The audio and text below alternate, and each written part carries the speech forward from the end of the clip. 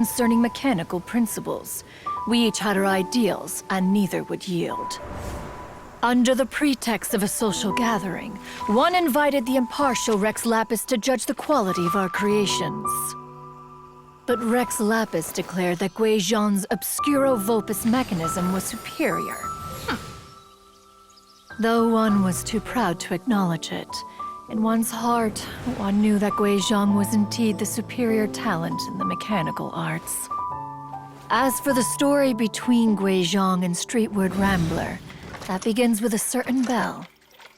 In Gui Zhang's opinion, while mechanisms were no substitute for human composers, they were yet capable of producing simple but fine melodies.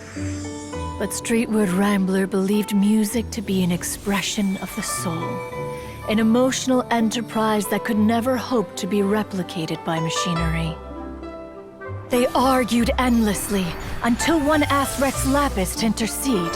He confiscated the bell and designated it for ceremonial use. Thereafter, one would often find them convening in the mountains, discussing music, mechanics, and all the affairs of the mortal world. But these good times were not to last. War broke out between the gods, and soon engulfed the Guili Plains. Gui Zhang was overpowered by the enemy, and fell in battle. When Streetward Rambler and I arrived at the scene at long last, all that remained among the ruins was her lifeless body. After this, at Streetward Rambler's request, Rex Lapis granted her the cleansing bell for safekeeping.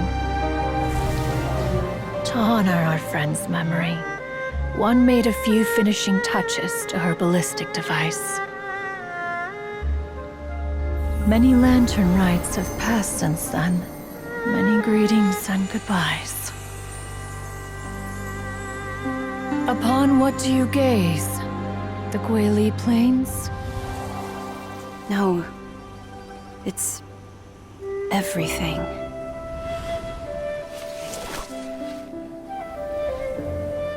We think of human life as like a lantern that's lit one minute and extinguished the next.